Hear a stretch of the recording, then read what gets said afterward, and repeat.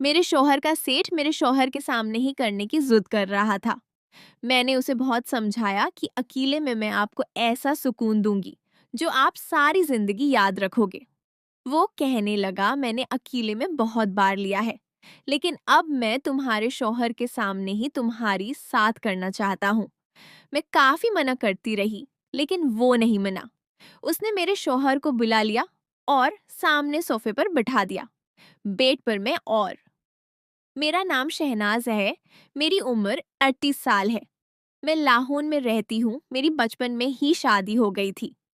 मेरे अब 2 बच्चे हैं। बड़ी मेरी एक बेटी है जिसकी उम्र 7 साल है और 4 साल का बेटा है। वो दोनों चाहते हैं। हमारे घर के हालात इतने अच्छे नहीं हैं। मेरे मियाँ एक सेठ के पास मुलाजमत करते थे। मेरे मियाँ ने अपने सेठ साहब को कहा कि मैं घर का किराया नहीं भर सकता। इस सेठ का एक बंगला खाली पड़ा हुआ था जो अक्सर बंद रहता था। उसे कहने लगा कि मेरा घर वैसी खाली पड़ा हुआ है और बंद भी रहता है। तुम लोग राह चाहिए जाओ। मैं उलटा तुम लोगों को महीने के तनख्वाह भी दूंगा। मेरे में शक्ल व सूरत में कोई इहास इतना अच्छा नहीं था। वो दुबला पतला था और रंग भी उसका था सांवला था। मेरी जिसामत बहुत खूबसूरत बनी थी। जो भी मुर्द मुझे देखता तो मदहोश हो जाता। वो अक्सर लोग कहते हैं कि मैंने ऐसे मये से शादी क्यों कर ले जो कि गरीब भी है और देखने में कोई अच्छा भी नहीं है। मैं उनको क्या बताती कि मैं सिर्फ 15 साल की थी जब मेरे माँ बाप ने मेरी शादी वटेस्टे के तखत की थी। मेरे भाई के लिए उन्होंने रिश्ता लिया था और मैंने अपने भाई की कुर्बानी दी थी। जैसे जैसे मेरी उम्र बढ़ रही थी, मेरा वजूद भी अपने जौपन में आ रहा था। मेरे हसन में भी निखार आ रहा था। अब जाकर मैं 29 साल को पहुंच चुकी थी, तो मुझे ये हसन की बारिश हो चुकी थी। एक दिन मेरे माँ के साथ उसका सेठ भी हमारे घर आ लिया। मेरे माँ ने उसको अपने घर की हालत दिखाने के लिए लिया। जब उसकी नज़र मुझ पर पड़ी तो मुझे देखता ही रह गया। मुझे बिल्कुल भी अंदाजा ना था क्यों मुझ पर इतना फदा हो जाएगा और इतना खर्चा करेगा। खैर, इस टाइम 2 मिनट मुझे देखता रहा और ये बात मेरे मियाँ को पता थी कि उसका मालिक मुझे किन नज़र से देख रहा है। उसके जाने के बाद मुझे मेरे मियाँ ने कहा कि लगता है मेरे सेठ को तुम पसंद आ गई हो। देखो शनाजी, हमारे पास बहुत अच्छा मौका है अपनी जिंदगी संवारने का। वैसे वह तुम पर आशिक हो गया। तुम उसे फिसाओ, वो बहुत अमीर है, पैसे वाला है। मैंने अपने मियाँ को बुरा बाला कहा। मैंने कहा, तुम्हें शर्म नहीं आती? अपनी बीए को बोलते हो, लेकिन दिल में मैं उस काम पर राजी तो थी क्योंकि मैं गुर्बत की जिंदगी जी जी के अब तांग आ गई थी और मैं भी सगुन चाहती थी। कोई सगौन बरी जिंदगी और खाने को भी तृस्ती रह गई। हालांकि हमारी जिंदगी में से कई दिन और कई ईदें आए जब हमारे पास खाने को भी बिल्कुल नहीं होता था क्योंकि मैं गरीब खानदान से आई थी। मेरी माँ ने भी ऐसी जिंदगी गुजारी थी। तो मेरी माँ ने मुझे ये नसीहत की थी कि तुम भी कभी अपने शौहर को छोड़कर मत जाना और ना उसकी गुर्बत को उसको ताना देना। लेकिन अब मैं उनकी गुर्बत से तांग आ चुकी थी। दिन ऐसी गुजर रहे थे। हमें शेर साहब ने जो उसका घर खाली पड़ा हुआ था वो हमें रहने के लिए दे दिया। मेरा माया सारा दिन उसके साथ होता और वो रात में आता था। एक दिन मेरा मियाँ घर आया तो उसके हाथ में एक स्क्रीन वाला मोबाइल था। मैंने जब मोबाइल देखा तो मैं समझी कि मेरा मियाँ अपने लिए लिया होगा, लेकिन मैं तो हैरान हो गई। वो मुझे कहने लगा, शेर साहब ने दिया है, वो तुम्हें गफत दिया है। मैं तो दिल में बहुत खुश हूँ। उसको बोलने लगी, तुम्हें शर्म नहीं आती? कोई तुम्हारी बेवी को गफत देता है और तुम लेके आ जाते हो, तुम्हें शर्म नहीं आती? कोई तुम्हारी बेवी के लिए मुझे कहने लगा। यार, उसमें क्या बात है? शेर साहब ने खुशी से गफत दी है। वो तो कह रहा था कि जल्दी वो हम लोग को दावत पर बुलाएगा। फिर मैं खामोश हो गई। इस मोबाइल में एक सम भी लगी हुई थी। अगले दिन मेरा शौहर भी काम पर चला गया। अब मुझे पता था शेर साहब ने जब भी मोबाइल दिए तो मुझे फोन भी लाजमी करेगा।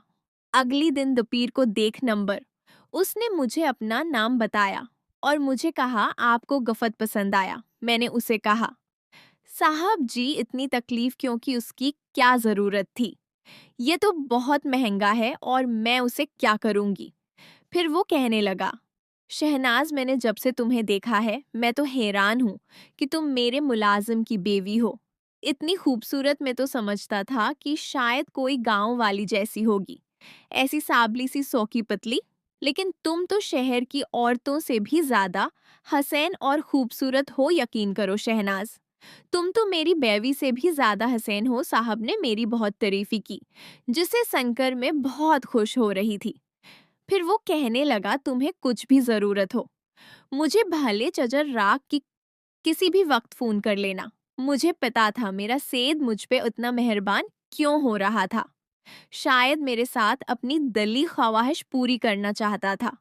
लेकिन मैं जिस तरह बता चुके कि मैं गुर्बत भरी जिंदगी से तंग आ चुकी थी, इसलिए मैं भी उसकी जाल में फंस गई थी।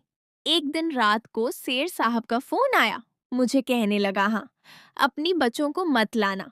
जब शेर साहब ने बोला कि अपने बच्चों को मत लाना, मुझे बहुत अजीब लगा।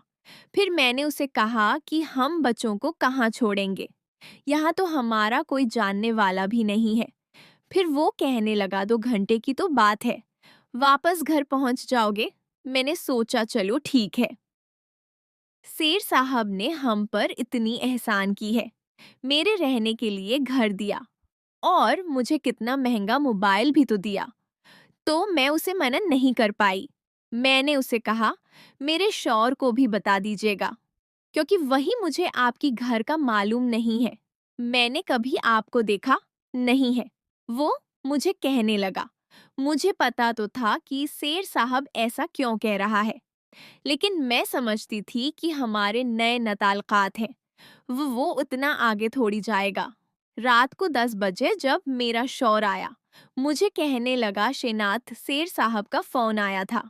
मैंने उसे बताया हाँ आया था। वो कहने लगा हाँ शेर साहब हमें कल अपने फार्म हाउस पर दावत भी बुला रहा है।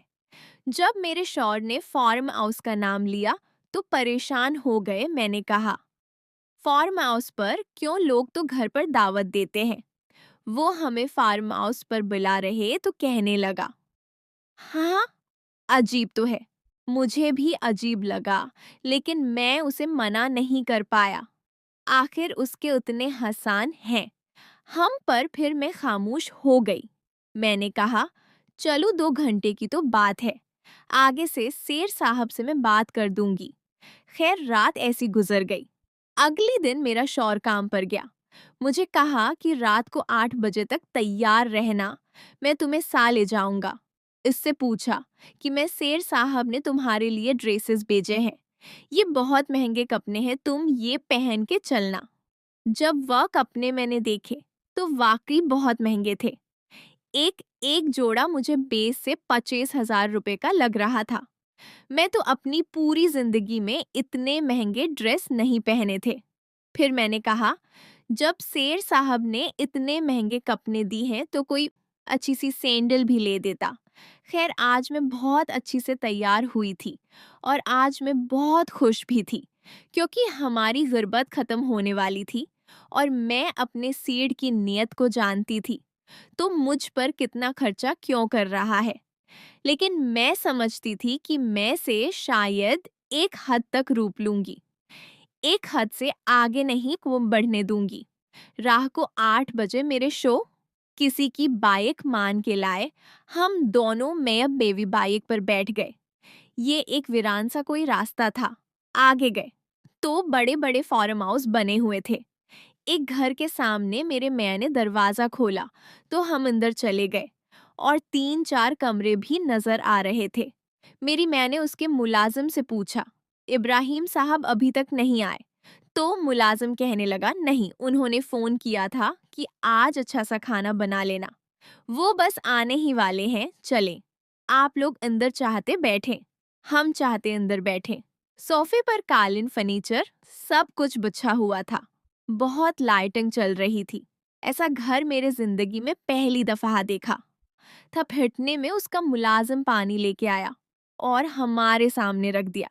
मैंने पानी पिया, मुझे किसी गाड़ी के रखने की आवाज आई, ऐसे लगा जैसे फार्म हाउस में कोई गाड़ी आ गई हो। मेरी मियाँ मुझे कहने लगा, सेठ साहब आ गए हैं।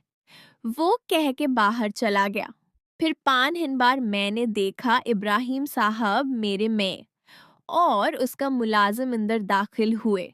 इब्राहिम साहब के हाथ एक आदत फूल था। उसने हाथ ही मुझे कहने लगा, शर्माओ नहीं, तुम्हारा मियाँ तुम्हें कुछ नहीं कहेगा। खैर मैंने फिर वो फूल ले लिया। फिर इतने में एक मुलाजिम आया, कहने लगा, साहब जी खाना तैयार है।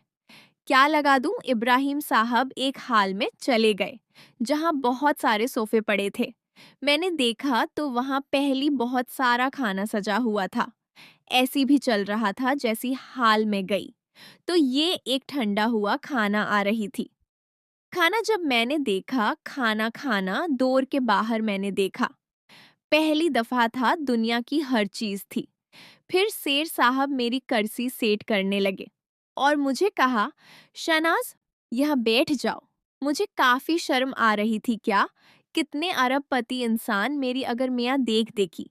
काफी खुश हुआ। खैर हमने वो खाना खाया जो कि वाकई बहुत अच्छा बना हुआ था। फिर मेरी मियाँ की मोबाइल में बेल होने लगी। वो हेलो करता करता चला गया। मैंने समझा शायद संगल की वजह से आवाज नहीं आ रही, लेकिन वो फिर अंदर ही नहीं आया। मैं 10 मिनट उसी टेबल पे बैठी रही। फिर मुझे इब्राहिम साहब कहने लगे कि शनाज चलो, मैं तुम्हें अपना बेडरूम दिखाता हूँ। वो मुझे बेडरूम में ले गया। जब इस बेडरूम में गई तो उसके बेड पर फलक हर के फूल बचे हुए थे और उस कमरे में बहुत अच्छे खुशबू में करी थी। मुझे इब्राहिम साहब कहने लगे कि बैठ जो बैठती। जब वो मेरे साथ बैठ गया, मुझे थोड़ा जेब लगा। फिर मैं लगी, मुझे हाथों से पकड़ लिया। कहने लगा, शनाज क्या हुआ, कहाँ जा रही हो? बैठूं, मैंने उसे कहा, मेरे शौहर अभी तक नहीं आया। वो कहाँ चला गया? मुझे कहने लगा, देखो शहनाज, मैंने उसे बाहर भेज दिया। वो भी 1 घंटे तक वापस नहीं आने वाला। मुझे तुमसे बहुत जरूरी बात करनी थी। मैं दिल में जानती थी कि सैयद साहब क्या बात करने वाले, लेकिन मैंने कहा, क्या बात करनी थी? वो कहने लगा, मैंने जब से तुम्हें देखा है, मुझे तो रातों को नींद नहीं आती। तुम बहुत खूबसूरत हो। तुम मेरे साथ दोस्ती क्यों नहीं करती? जब उसने की कहा, तो फिर मैंने कहा, इब्राहिम साहब, कि आपने मुझे इसलिए उतना महंगा गफत दिया था और आपने रहने के लिए घर भी दिया था। आप हमारी मजबूरी से फायदा उठा रहे हैं। नेक्स्ट पार्ट के लिए चैनल को लाजमी सब्सक्राइब करें। शुक्रिया।